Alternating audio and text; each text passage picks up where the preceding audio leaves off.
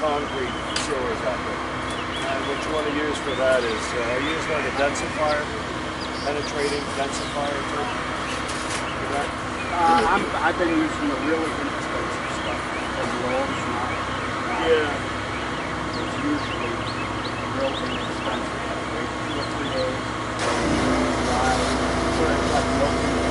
Yeah.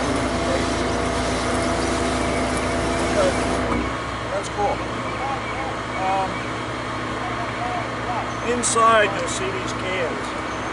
Cans are very valuable. They're worth about 25 grand. Believe it or not. There's also brochures in there that we'll send you. Take one. There's also going to be business cards. So with these 3 items, you got 25 grand in this can. He didn't realize. This will also be in there. These are really nice brochures for your customers. You can put your business card in the back if you want to flip it on, or we can give you a file, design your own, and put your company name on it. They basically have a list of the products. We don't have them there. We don't know what we're doing. We have a specialty coating division here. But basically, this is you have that. You have my business card. The reason why I have my business card is my cell phone.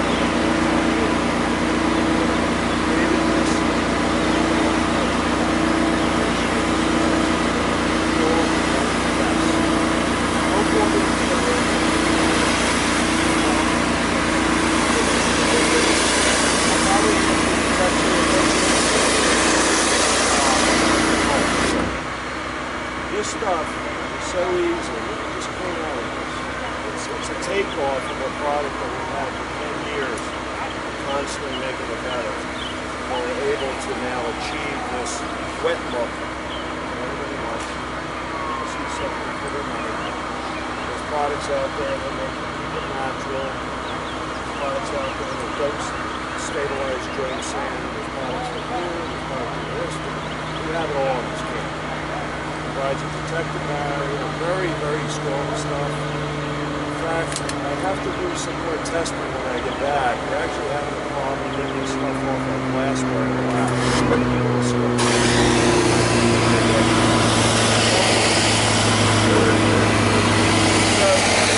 This was a strong push for the last 5 months.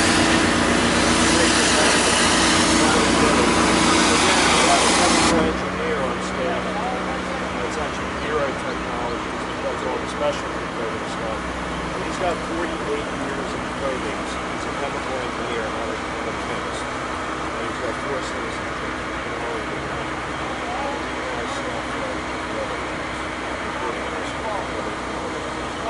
So what we're able to do is we always have samples to send out to you guys. But we wanted to do something different. And we thought that since this is you have to mix a A and a B part together. That's our biggest seller. They're phenomenal.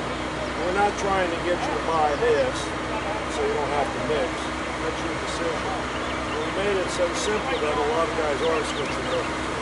You guys won't. It depends on the job.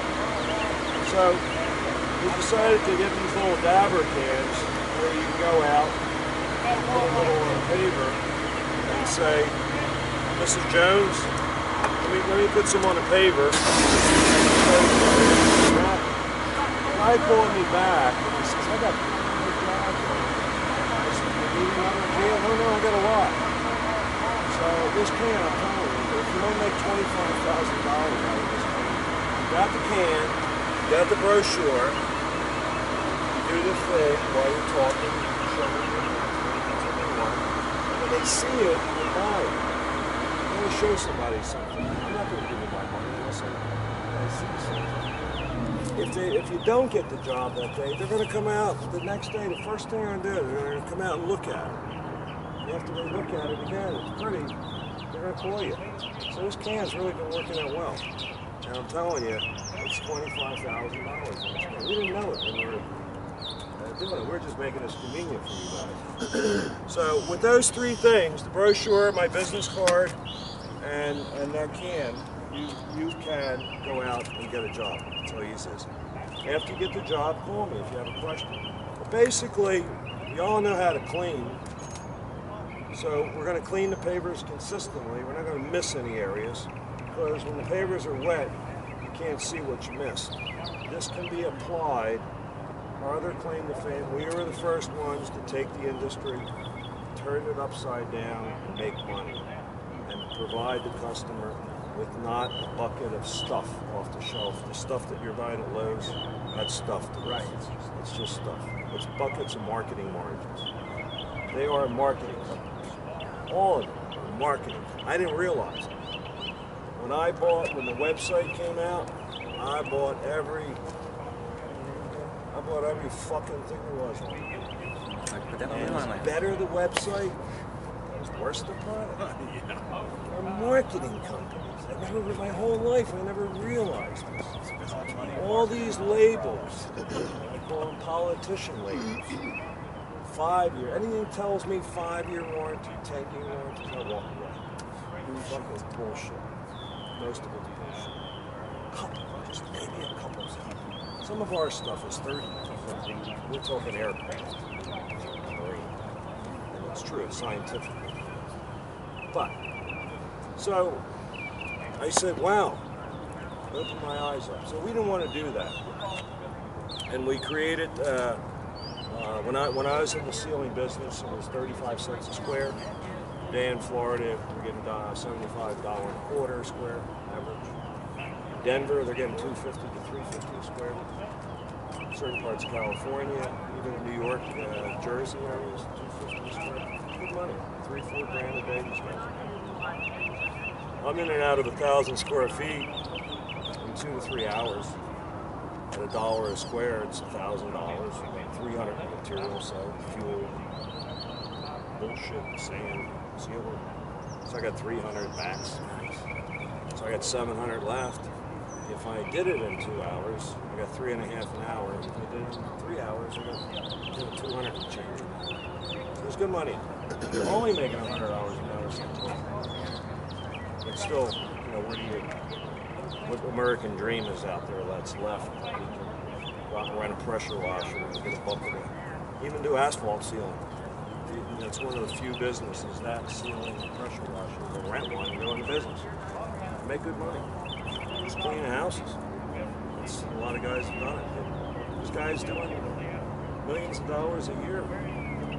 So this organization helped him. There might be a guy doing the speech. He was ready to go bankrupt. He was out there doing the wrong thing. He went to Charleston a couple years ago, and now he's still pretty cool. So, I myself made good money, and again, to survive it, I wasn't making any money. You had to use solvent-based sealers. Sorry.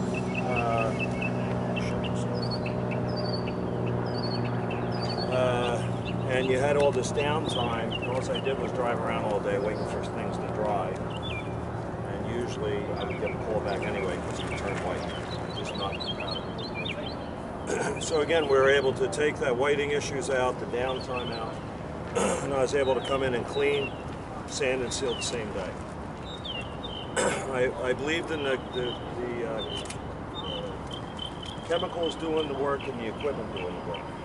So I had great equipment. I actually built a motorized, I had a 4-speed forward, 1-speed reverse power washer. So hose reels, tank, and everything. I drove those some bitch around back. So I drove back in the truck. It was great.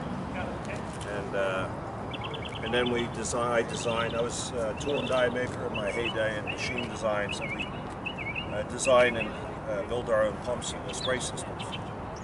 Great little system, cheap, and it'll put out a gallon a minute. They run on 18-volt batteries when they're charged. Your sealing goes very, very fast. So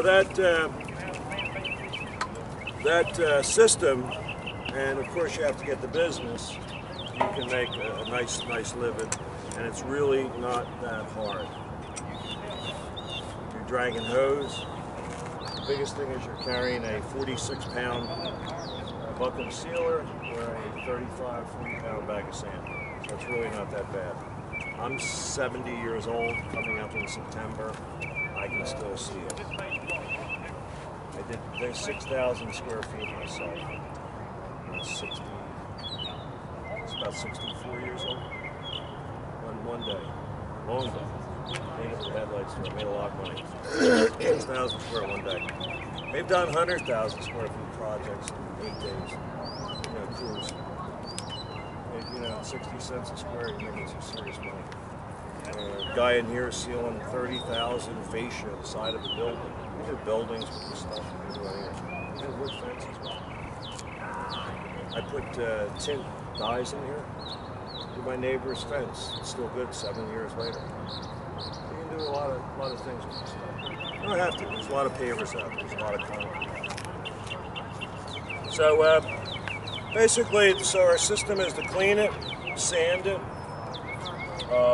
We developed a wet sanding method. There's a video going on inside. And basically, it's just using I had a 5.5 gallon unit at the time.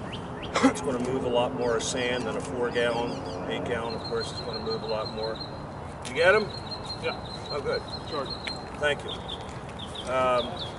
We got enough, maybe a little enough juice to do something. Right now, these conditions are very bad. You can see the way this sealer is not setting up properly. You see it? This is we're putting it on straight. For one thing, you got to be careful putting this stuff on straight. You want good condition. The pavers are cold, so they're not sitting up and flashing. So we're working in conditions that we shouldn't be sealing in right now. I would want these pavers to be, maybe 12 o'clock today. They're warmed up. Now we got some heat with this. Surface is conducive to the coating. So right now, temperature that's used. Well, 50 degrees, 50. but the substrate's got to be warm. Yeah. And in the sunlight. So you don't want 50 degrees in shade and damp that day. You know what I mean? So that day you might need it to be 80 degrees in the shade to be able to seal that substrate. When the sun comes out, will it take that away, or is that'll streak up some. You'll see some of it. We were brooming this around. So what I did is, since this is 35% solid, this is very thick. So if I was doing this in these, if I had to seal it in conditions where I was pushing it, I would dilute this down with water and watch it. And you got to baby it. But, why do that? Why, just work it in good conditions. Don't push it. You're better off going to the bar some days. I'm telling you. Some guys push and push. But we're used to that. But this will clear up. These pavers that came in, these pavers came in yesterday. I'm going to talk about effervescence a little bit. This is what, you can pass this around, this is what pavers looked like yesterday when it came in. That's very high, that's secondary effervescence. Yeah, pass that around. We treated these with, thank you. We treated these last night with effervescence cleaner to get this. Before your sealing picture? Last night, yeah. Yeah, that was, you might have to push that on. In the pressure washer business, where does the seal come into play? Or your sealing, where does it come into play in the pressure washer business? The customer that has pavers. Yeah, we have to tell them that you're doing it too. You got your book of business. If you've done jobs already and Mrs. Jones has pavers, you can now provide that service. And just, Mrs. Jones, we're doing sealing now. Sealing makes it looks fresh. Well, yeah, you provide that wet look. So you take your can, your $25,000 can, a little one. They don't cost me. Still make you money. I love these cans. Again, don't ask me how it happened, but it happened.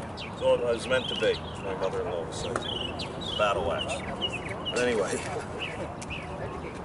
pretty bad, huh? But this is what people get. They buy the pavers from the manufacturer that's given them a beautiful brochure. sealed and they wet it down and they take the picture and then they get these pavers and they say, I didn't order these pavers, I ordered these. I'm sorry, Mr. Joner, it's a cementitious product. It's in our warranty. We're not responsible for effervescence. So that's good. I love effervescence. Gets me in the door. Next thing you know, Which is basically this, right? oh yeah, this was bad. This was secondary. Reason why this was bad, you can see we actually did not get it all out because again you have to wait for the pavers to dry. But you'll notice that sounds good, Hillary. it's like a ring Thank in you. the paver.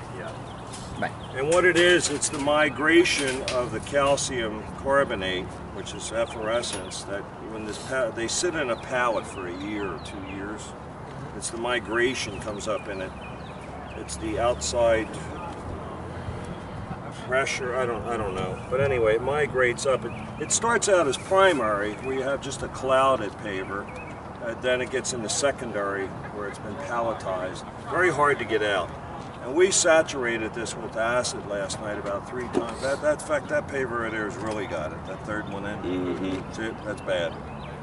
So that will, right now, this might look great for a while, but it might take a month. But that'll come back to haunt you. It'll come back. Anything that you try to mask or hide, about a month it'll come to haunt you. Especially if you don't remove another coating that you should have. It may look pretty. So what would you keep doing to that? We'll keep treating with the acid, effervescence cleaner. But again, it's a catch-22. You're starting to wear down. You'll start developing this aggregate, these white spots. So as you're wearing, the acid's removing the calcium carbonate, you're also wearing that nice cementitious pigmented paste off the paper. So there's catch-22. You can only do so much without that catch-22 damage. You can't guarantee the customer to get it all out. Correct. Yeah, because you can only take it so far. You know? Yes, everything has its. Do you get like the wicking effect? Like, does it kind of pulling up, continues to pull up through? Well, this paver will, or concrete, it will cycle this. It's calcium oxide. Hydration becomes calcium hydroxide. It wicks up, Mother Nature, wicking up, it hits the carbon dioxide in the air and creates calcium carbonate. Without calcium carbonate, the oceans there would be nothing living in the oceans. That's how important calcium carbonate is, but we hate it. It's in concrete, and it's an ugly, ugly thing, but we got to get rid of it. So that paver will keep doing it until it either exhausts itself or it calcifies in the capillaries and locks it up. And that's probably what happened here. So again, sometimes treating these and treating them and the acid getting back in the capillaries, if it opens up the capillaries and you got dormant calcium oxide sitting in there, the next day it could be worse. And that's effervescence. That doesn't happen too much, but we treat effervescence very fast. We take an insoluble powder, and we hit it with the acid, and it fizzes like Alka-Seltzer. As soon as it stops fizzing, which might take 30 seconds, 20 seconds, we water it down. We throw water in. So we took the insoluble, made it soluble, and now the force of the pressure washer, we can get it out that's embedded in there. If I leave the acid there, I'm doing 2 things. I'm burning the paver, top, and I'm also possibly opening up those capillaries again. So that's the trick. We'll do a small section at a time. Fizz it, water it, get it out. All right? You have to learn. It's part of your toolbox, that effervescence plant. Typically at least a 2-man job. Yeah. No.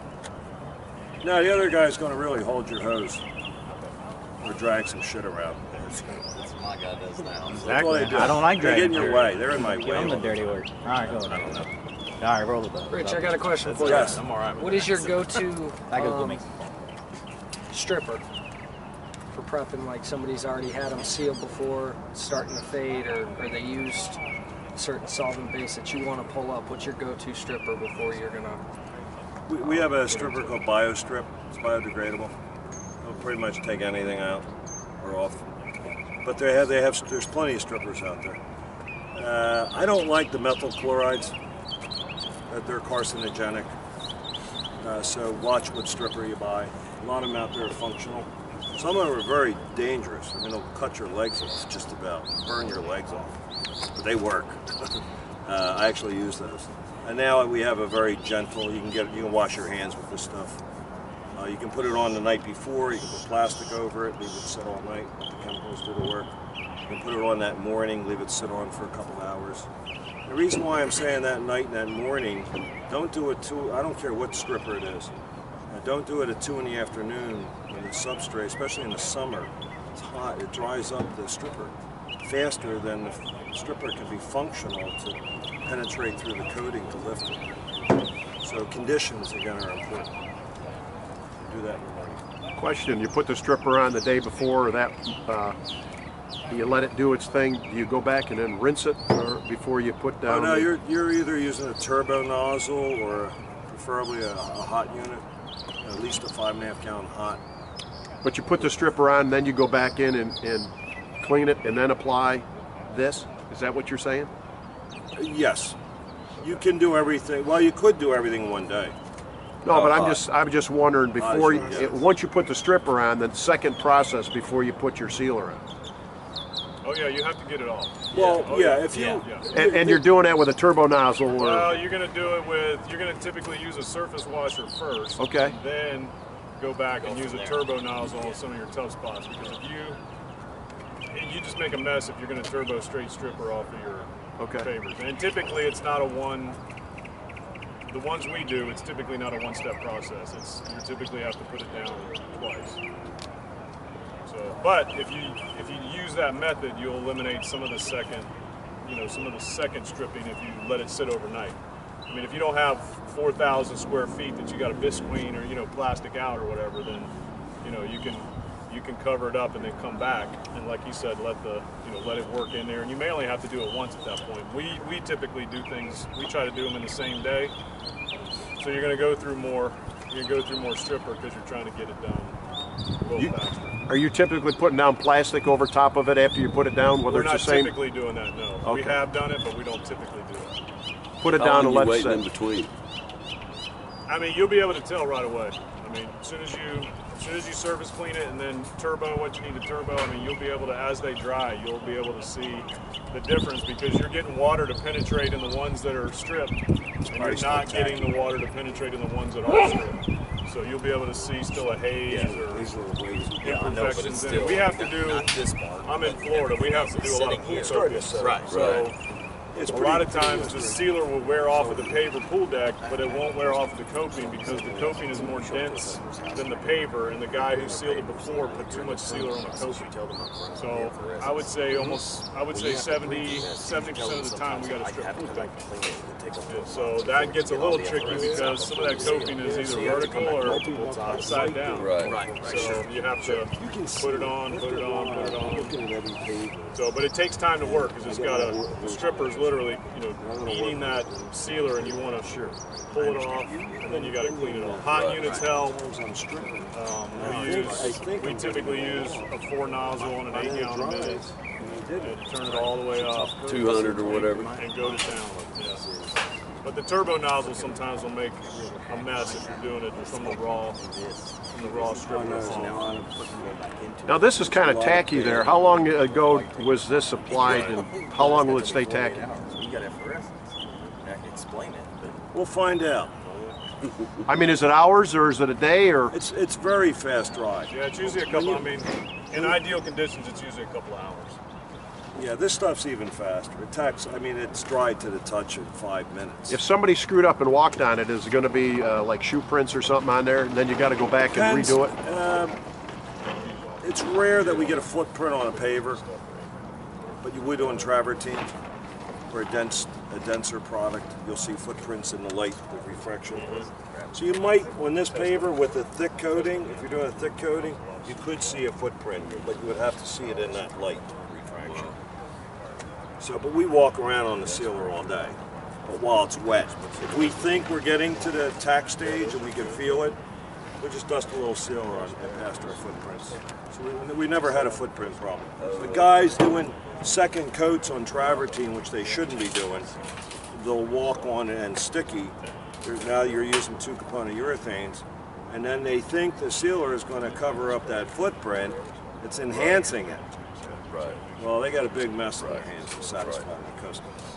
That's tough stuff to strip. But back to the stripping, it depends. Most of the times, because that job is screwed up, is they got a lot of sealer on it that's bad, and they keep putting more on it to fix it.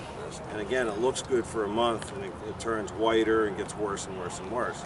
So that's why a lot of times, if you put too much stripper on a coating, you're wasting the stripper. If you don't put enough stripper on there, you're stripping it twice. So there's that fine line and that sweet time of when to remove it. So the best thing to do is do small areas, learn about stripping, but do a small area, and especially before you bid the job out. You want to, what's his name just got caught? Isaac. I forget how many square feet, travertine. 11 pails. It was only 2,000 square feet. It was there four or five times stripping this stuff. I think it was a siloxane penetrating sealer, and they put a lot of it on it. So he's green with stripping. He's got a full-blown trailer extraction equipment. I mean, the guy went spared no expense with his equipment. Boy, he had a tough time. Best thing that ever happened to him, because the good comes from the bad. I don't care what job you get jammed up on. It's great that it happened, because it ain't going to happen again. You're going to make a lot of money from that mistake. I'm telling you. Yeah, if you're going to get into sealing, So, I mean, you need to play with the seal. You know, you need to get you some bricks. Put the sealer on half. I mean, get 20 bricks and figure out, you know, what colors are going to make it, how many coats do I got to put on, how shiny is it, and then go back. Yeah, do your neighbors' jobs first. Screw theirs up. Them your neighbors, you never. That was funny. We did. Of course, I did. I was the shoemaker with a hole in the shoe. But you know, of course, my pool deck got it. You know, my driveway. My driveway looks fantastic. In fact, we have this on it for 7 months, and it still looks fantastic. So basically, today's a great day because this is out now on the marketplace, and actually another 2 weeks we'll be in the pipeline for an additive that we can even lower the VOCs down more for also California. We're a very green company. We don't profess that though. We don't make money off of the green part. We are a green company. Very low VOC products. We do have nano. If you want to talk about this word nano, nano means small. That's all it means. We've had nanotechnology for years. Everybody's coming out with this claim to fame of nanotechnology. It's just very, very small particles. So if you have a lot more small particles than fewer big particles, it's a much better coating. What kind of money are you selling that package over there, the ply? The pump's $3.99. That comes with a hose and a wand, and it comes with everything but the batteries. You gotta buy 18-volt DeWalt batteries. Why don't you sell the battery with it? Because I don't want to. I have enough shit to sell. Yeah, but then you make the customer turn around. Yeah, but then it's a convenience deal. Now the customer's got to turn around and go find a battery. If you want batteries, we'll put them in the box for you. But they have them at Home Depot. Home Depot. Yeah, I know they do, but I'm just, you know. So we can't do everything. Well, we don't want to make We don't want to. But it's only you got a DeWalt. You got to have a DeWalt battery to run it. Yes, and a charger. And the reason why we went that way years ago is everybody had DeWalts. So we picked the most because we had to design the ports, the extrusion mold for the ports. So we went with that. We still have 3,000 ports. Now they went to the 20-volt slides. These are fine. They're still going to make the 18 volts. We may go to a rechargeable lithium in the future. Lithiums are getting a bit better and smaller. So when they come out with the right battery, with the right kind of a charger, we might go with that. The problem is with the lithiums, they shut right down. And then how do you, so if you're at the lady's house and the GFI's blown, you're jammed. So we're in thought process. What kind of pressure will that put out? 60 psi, 1 gallon a minute. That's the fastest. The cleaning is pretty fast. The sanding takes the longest, the prep. We're going to blow it off with a leaf blower. Afterwards, we're going to make sure every paver, all the sand joints are correct, and it's prepped for sealing. It's like painting a car. The sealing at 1 gallon a minute, it's very fast because you got 65 degrees. I think that battery should be charged enough to show. You got 65 degree spray at a gallon a minute. Very fast and nice and consistent. You start practice with water. You got your overspray blade, and then you just run your blade with it. Don't get this stuff on anything. You can't get it off. If you get it on a painted surface, you're taking the paint off with the sealer, right? And you gotta fix that. They were painting garage doors yesterday. Don't get it on a car. The sealer carries in the wind. Chlorine carries in the wind. Guys got caught screwing up some cars. Windy days, you gotta be careful. Windy days. Cars, yeah, wind carries. Garage doors. I got a brand new black Porsche Carrera. Yeah, we had Traveled to in the restore garage, most 2 houses down. This guy says to me, "Don't worry about it." I know him, unfortunately, Travis says, "Don't worry about it. It's a lease." Wow. What the hell? Is this the same way that stamped concrete would be finished on? Stamped concrete's easy to do. Very easy to do. Comes out beautiful.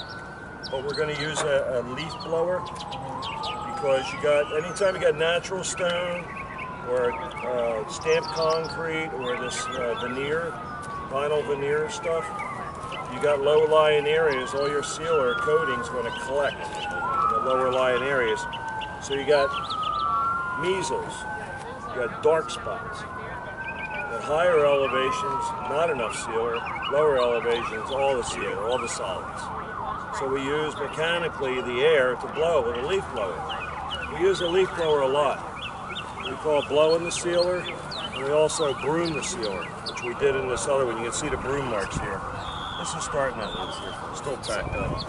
But this will give an idea. Water over by the cooler for the. Okay.